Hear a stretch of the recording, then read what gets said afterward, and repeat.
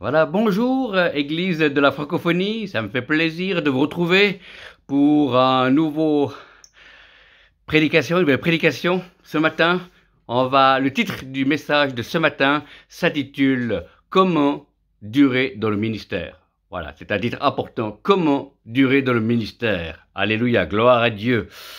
Alors, le titre Comment durer dans le ministère. Après, on va prendre le texte d'Éphésiens 4:11.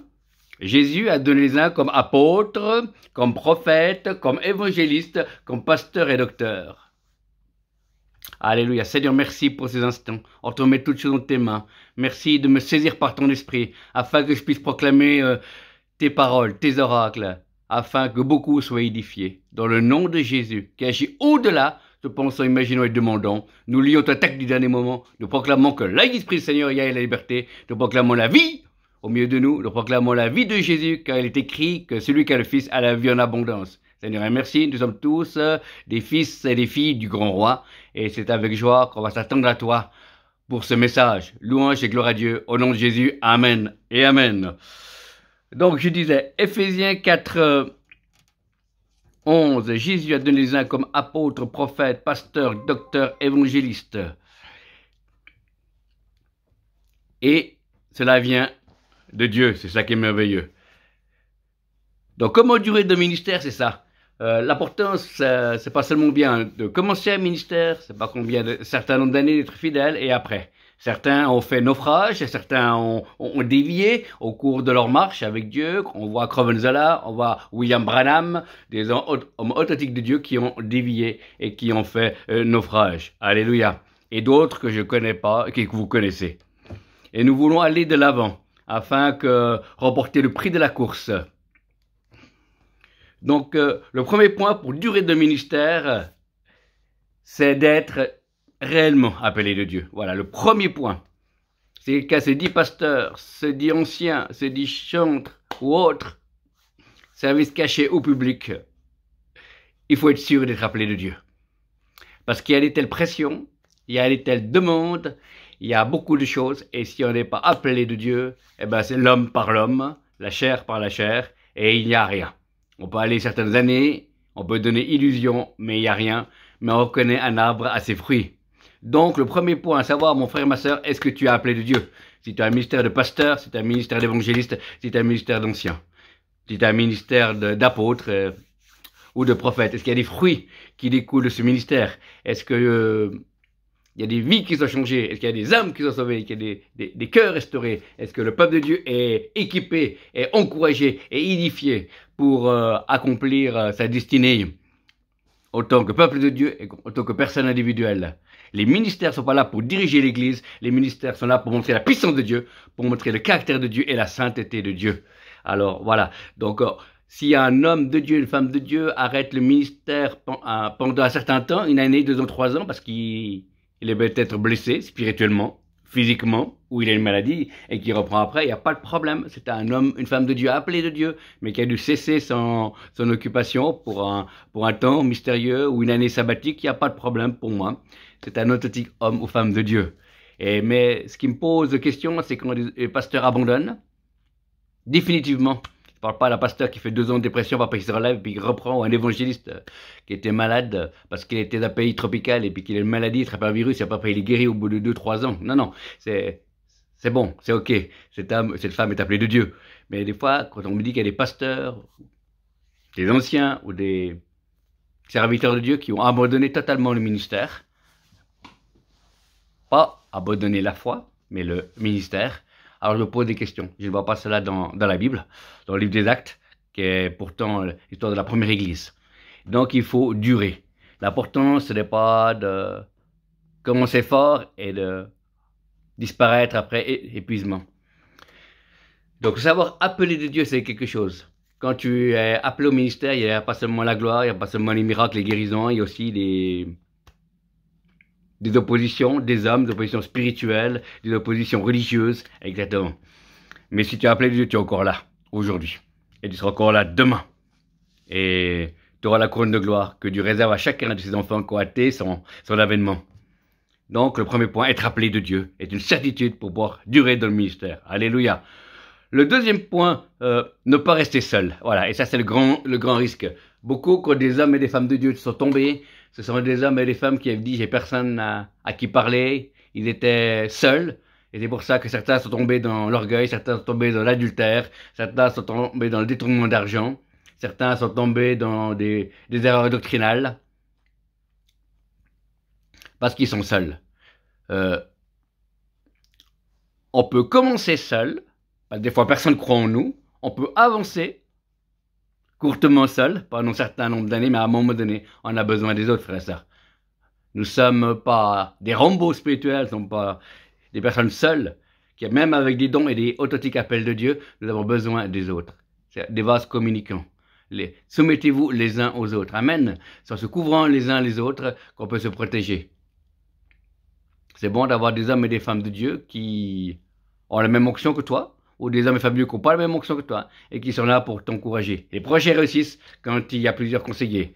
Moi, si je prêche quelque chose, si je fais quelque chose dans le prophétique, et puis qu'il y a 3 ou 4 hommes de Dieu à qui j'ai confiance, qui connaissent un peu mon ministère, qui n'est pas contre moi dès le départ, qui m'aiment, et qui me disent, faut pas agir comme ça, ou bien faut pas prêcher ça parce que c'est pas juste, eh ben je me repens et je me corrige. Et c'est un garde-fou, c'est une protection. Mais tous ceux qui ont voulu faire des percées seuls et rester seuls, et il y a le danger de dévier. Dans un pays étranger, il y avait un évangéliste qui a gagné des âmes, beaucoup d'âmes, et puis après il a lui-même détruit l'église parce qu'il avait besoin d'un pasteur, il a voulu faire le pasteur, il n'avait pas le cœur de berger, et ce qu'il a construit par ses dons que Dieu lui a donnés, eh ben il l'a détruit par son caractère, parce qu'il n'était pas un berger. Voilà, donc on a chacun une option différente. Une option différente. Amen. Le pasteur ne remplace pas le prophète ne remplace pas le pasteur. Amen. On a besoin des uns et des autres. C'est merveilleux de travailler en équipe apostolique, c'est merveilleux de travailler avec des diacres, avec des anciens, avec des chantres, avec des intercesseurs, avec des danseurs, avec des louangeurs, avec des évangélistes, avec des gens qui font la relation d'aide, avec ceux qui font la délivrance. C'est tous des compartiments ensemble. Et que si on les sépare, eh ben, c'est un affaiblissement. Mais on est là pour porter du fruit, et du fruit en abondance, et du fruit qui demeure. Donc, le premier point, être sûr d'être réellement appelé de Dieu. Je ne parle pas d'un homme de Dieu qui a découragement et qui dit, ben voilà, je ne me crois pas appelé, comme Élie qui était découragé, qui voulait mourir. Et pourtant, c'était notre prophète de Dieu. C'est à un moment donné de sa vie, mais il n'a pas abandonné le mystère. Gloire à Dieu. Deuxième point, on a besoin des autres. On n'est pas autosuffisant. Il y a des serviteurs de Dieu qui ont fait l'école biblique, d'autres n'ont pas fait l'école biblique, et ensemble, on se protège, on se corrige, on s'aime. Et c'est ça qui fait la force pour durer de la durée. Et quand je vois les révélations, quand je parle avec d'autres hommes de Dieu qui ont reçu dans la même direction, pas les mêmes mots, pas les mêmes phrases, pas la même vision hypnotique, mais ça va dans le même sens, dans la même direction, eh ben, je peux croire que c'est Dieu qui nous conduit. Parce qu'un homme de Dieu, voire 2 hommes de Dieu ou femmes de Dieu peuvent se tromper. Mais quand il y a 3, 4, 5, 6, non, Dieu est amour, Dieu est éternel, il est le chemin, la vérité et la vie. Et le Saint-Esprit vous conduira dans toute la vérité. De ne pas rester seul. Ça demande aussi une humilité, savoir les limites de son ministère, que tu sois apôtre, prophète, évangéliste ou pasteur, quelles sont tes limites, jusqu'où tu peux aller. Et après, tu as besoin d'être complété par d'autres. Et c'est beau, la vie de l'esprit. On va de l'avant. Et il y a un travail d'équipe où Dieu est glorifié. Et quand on travaille en équipe, eh ben, l'onction coule, les paroles arrivent, les guérisons arrivent, et puis c'est pas un seul homme qui est devant, qui fait un peu la vedette, mais c'est un ensemble de frères et sœurs qui marchent dans l'action du Saint-Esprit, et c'est le principal, c'est que Dieu agisse. Amen. Alléluia. C'est beau d'être avec des serviteurs de Dieu qui savent partager l'estrade, qui savent partager la parole, qui savent partager les temps de ministère, et c'est fantastique. Dans certaines réunions, un serviteur de Dieu prend, il fait une prière d'autorité, il donne le micro à un deuxième serviteur de Dieu qui a des paroles de guérison. Après, moi, je peux venir avec quelques paroles prophétiques pour exhorter, encourager, alléluia, ou donner des directions. Et après, il y a des paroles d'autres serviteurs de Dieu. Et c'est ça, la vie dans l'esprit. Le reste est de la religiosité. Même s'il y a du bruit, même s'il y a tout ça, c'est une démonstration de force et de puissance. Amen. L'Église a beaucoup parlé, mais maintenant il y a besoin que les gens ont besoin de voir, parmi le peuple de Dieu et à l'extérieur du peuple de Dieu, que notre Dieu est un Dieu puissant, qu'il y a un Dieu qui agit puissamment au travers des ministères. Alléluia, gloire à Dieu. Premier point, est-ce que tu vas t'appeler de Dieu? Deuxième point, Ne pas rester seul. Quand tu es seul, tu crois que tu as la vérité, tu crois que tu as la science infuse, tu crois que tu es au-dessus de tout. Non. Les autres peuvent recevoir des choses aussi pour toi. Tu as besoin de donner comme tu as besoin de recevoir. Tu n'es pas fait que pour donner. Et beaucoup de ministères sont vidés parce qu'ils n'ont fait que donner et n'avaient pas d'endroit pour se renouveler. Il y a des serviteurs de Dieu qui font toute l'année, ils donnent, sauf 3 week-ends où ils écouter d'autres pour se remplir, pour recevoir la prière. Et ça, c'est beau. C'est l'humilité. Magnifique. Gloire à Dieu. Prendre des temps de jeûne, des temps d'intercession, de prière, nous permet de durer. De ne pas rester seul.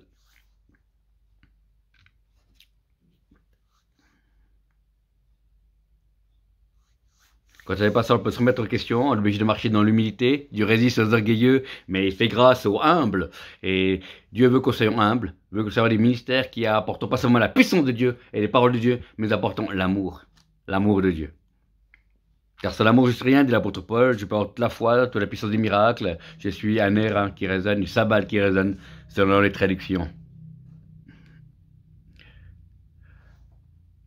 Beaucoup certains apôtres, prophètes, évangélistes sont tombés au fil des années parce qu'ils ont arrêté d'être un enfant de Dieu. Quand un homme, une femme de Dieu est plus apôtre, prophète, pasteur, ancien, donc le titre, la fonction, que enfant de Dieu, il se croit tout d'un coup inconsciemment, attaqué par l'orgueil, est supérieur à un simple membre d'église ou un diacre ou une personne âgée dans l'église. Non. On est la même chose, mais simplement dans la position d'attaque, dans la position de l'homme de Dieu. Les apôtres et les prophètes, les évangélistes, les ministères d'Éphésiens 4:11 ont un impact, ont un travail différent. Mais aux yeux de Dieu, on n'a pas plus de valeur. On est tous ensemble. On a tous la même grâce. On a tous le même Saint-Esprit. On a tous la même Bible. On a tous les mêmes promesses qui sont oui et amen. Et on doit tous se sanctifier. On a tous marché dans le pardon. On doit supporter les uns et les autres. Mais on n'a pas oublié qu'on est fils et fille de Dieu en premier, avant d'être un apôtre, un prophète, un évangéliste ou un pasteur. Et tous les hommes et les femmes de Dieu qui sont tombés et qui sont venus au-dessus des autres. Ils étaient intouchables, ils pouvaient dire non, je suis apôtre, je suis prophète, je suis évangéliste, alors c'est moi qui ai raison, parce que j'ai cette fonction-là. Et c'est faux, parce que là, après, l'orgueil vient, et l'orgueil précède la chute. La chute, l'humilité précède la gloire. Et des fois, j'aime dire, quand je suis invité dans les églises, de dire simplement, je suis avant tout votre frère, Martin. Mais sur l'estrade ou dans les temps de ministère, dans l'onction, j'ai reçu quelque chose de Dieu particulier dans le prophétique. Et là, je donne ma couleur avec force et Dieu agit avec puissance. Et il se permet même de faire quelques guérisons. Alléluia. Et c'est fantastique de pouvoir savoir qu'on est avant tout frères et sœurs, qu'on est avant tout qu'on est fils et filles de Dieu. C'est notre identité. Notre identité, elle n'est pas notre fonction. Notre identité est l'état de cœur. Et si tu sais que tu es une fils et fille de Dieu, eh ben, après que tu es apôtre, prophète, pasteur, chantre, eh ben, tu sais que c'est ta fonction, ta couleur, mais tu es avant tout fils et fille de Dieu. Et tu peux prendre de tes bras, tu peux aimer des personnes, des chrétiens rétrogrades, tu peux aimer des personnes qui sont tout juste nouveau convertis. Tu n'as pas un esprit d'orgueil, de supériorité sur des églises, sur des personnes. Tu es dans l'humilité, tu es dans la gloire, et tu aimes.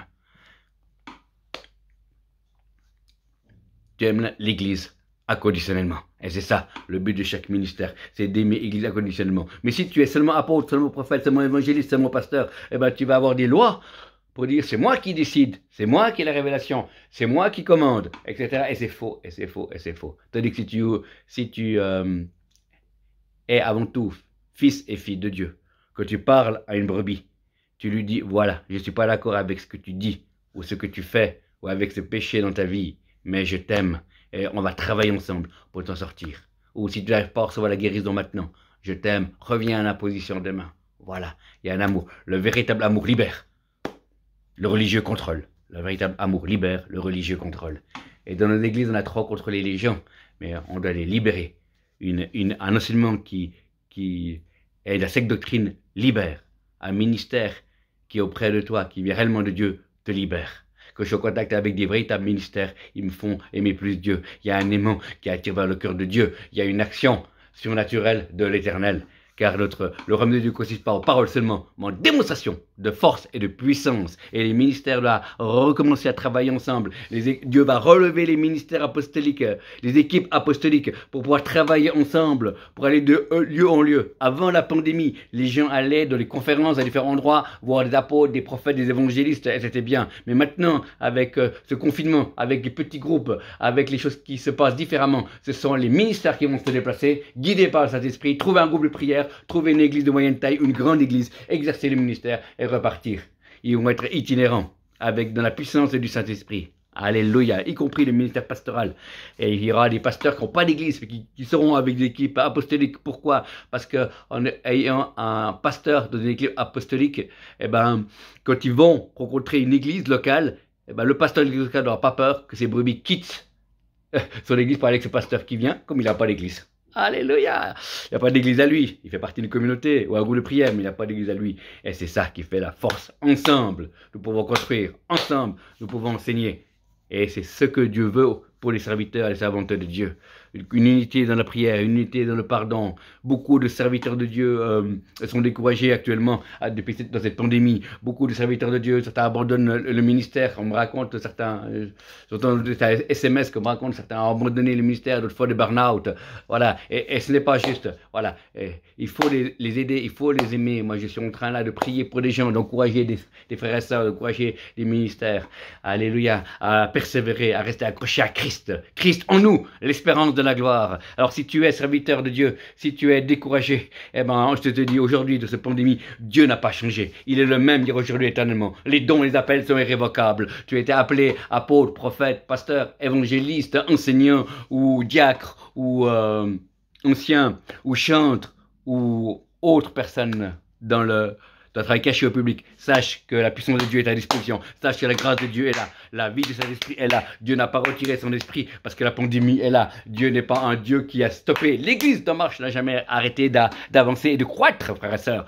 Mais l'église structurelle, l'église des hommes a été bloquée. Mais l'église qui sont les cœurs nés de nouveau, il y en a partout, à différents endroits et sur toute la planète, et n'a pas pu être arrêté même par la pandémie. Et je téléphone à des simples brebis, avec aussi des serviteurs de Dieu, des anciens d'église et d'autres ministères, d'autres ont le feu, parce qu'ils ont gardé ce zèle pour l'éternel. Ils ont continué à avancer malgré la pandémie, malgré les difficultés, ils gardent de la foi. Et c'est cela, frères et sœurs, qu'il faut. Il faut nous encourager les uns les autres.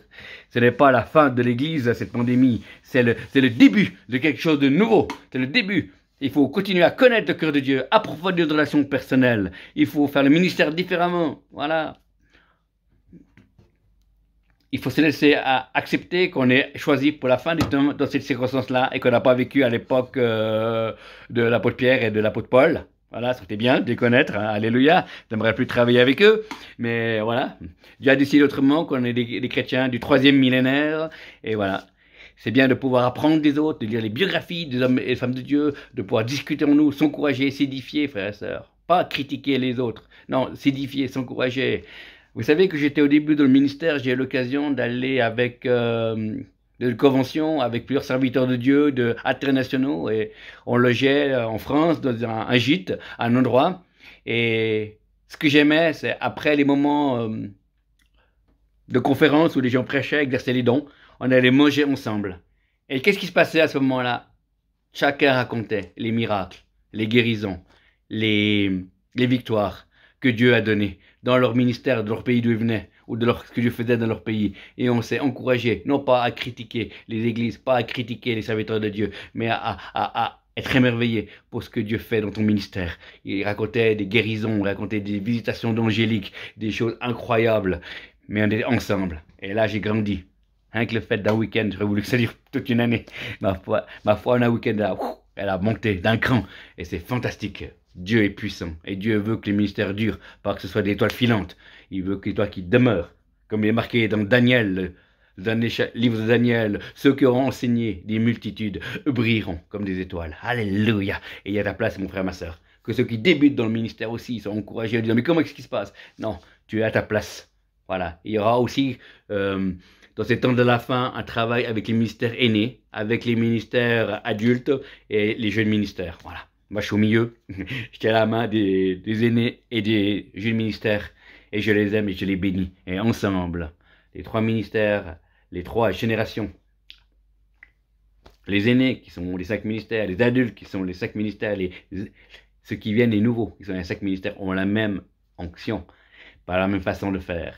Mais on va collaborer ensemble. On va s'attendre à des choses merveilleuses.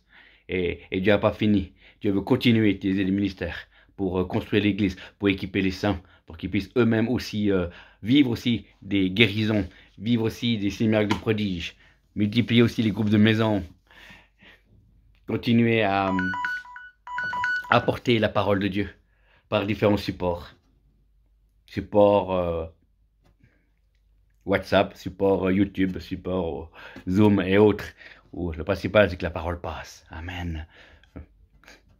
J'ai eu l'occasion, pour conclure, je dirais ça, de pouvoir donner quelques paroles prophétiques assez précises que j'ai mis sur WhatsApp et que ça voyageait dans différents endroits de la francophonie et voilà, des gens l'ont utilisé pour démarrer un groupe de prière ou prier là-dessus et c'est beau. Et voilà, j'ai pas simplement dit mon nom, j'ai pas dit quel ministère j'avais, à quelle église j'appartenais. Non, j'ai sorti simplement la parole de Dieu. Voilà. Et les gens ont besoin d'entendre la parole de Dieu.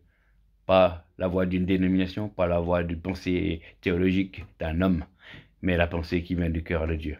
Église de francophonie, le Seigneur dit, je n'ai pas fini avec vous. Je suis celui qui est au renouvellement de toutes choses. Je suis celui qui appelle mes filles et mes fils à faire des merveilles, à faire des prodiges, à marcher dans ma gloire. Je n'ai pas fini, je renouvelle, toi qui es pasteur, toi qui es apôtre, toi qui es évangéliste, toi qui es enseignant, toi qui es ancien, toi qui es pasteur, toi qui es diacre, toi qui es chantre, toi qui fais un travail caché au public, toi qui es missionnaire, toi qui es traducteur de Bible, toi qui travaille dans le social pour les œuvres de Dieu, toi qui es dans les affaires pour le royaume de Dieu. Le Seigneur dit, je n'ai pas fini. Je fortifie mon peuple. Mes fils, mes filles, prenez courage.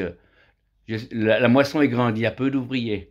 Collaborez, faites tomber les murs des dénominations, les murs religieux. Aimez-vous les uns les autres. Le Seigneur dit que les serviteurs sont trop, les gardes sont trop éloignés les uns des autres sur la muraille. Alors rassemblez-vous, jeûnez, priez, recherchez ma face. Et si vous marchez dans l'unité, je déverserai encore la pluie de la première et la deuxième saison. Je n'ai pas fini avec la francophonie. Je n'ai pas oublié la francophonie. Il y a des hommes et des femmes de feu qui sont là, francophonie. Il y a beaucoup de ministères étrangers qui sont ici en Europe, qui sont blessés et que je veux restaurer. Et après, ce seront des flammes de feu au milieu de vous. Et il y a aussi des ministères européens qui ont été blessés et qui vont se relever. Alléluia, il y a des nouveaux ministères qui vont s'enflammer. Et j'appelle tous ces gens-là pour la moisson de la fin des temps. Tu n'as encore rien vu, Église. Tu n'as encore rien vu de ma puissance. La puissance revient dans l'Église. L'amour revient dans l'Église. La sensibilité, la conduite de l'Esprit revient dans l'Église. Alors continuez à m'invoquer. Recherchez-moi et je me laisserai trouver par vous. Ne vous inquiétez de rien. Faites connaître vos besoins à Dieu. Ouvrez votre cœur, que celui qui a les oreilles écoute ce que l'Esprit dit à l'Église. Alléluia, Amen. Alléluia, je bénis chaque homme et chaque femme de Dieu. Et je proclame la bénédiction de Dieu sur leur famille, la bénédiction de Dieu sur leur ministère, la bénédiction de Dieu sur leur santé, la bénédiction de Dieu sur les finances. Et je dis, lève-toi mon fils, prends courage. Vaillant héros, vaillante héroïne de l'Éternel. Le chemin est long, mais l'Éternel est là. Le chemin est long, l'Éternel est là. Soyez bénis. Que Dieu vous bénisse et je me réjouis de vous retrouver pour une prochaine vidéo. Shalom à tous. Au nom de Jésus. Amen.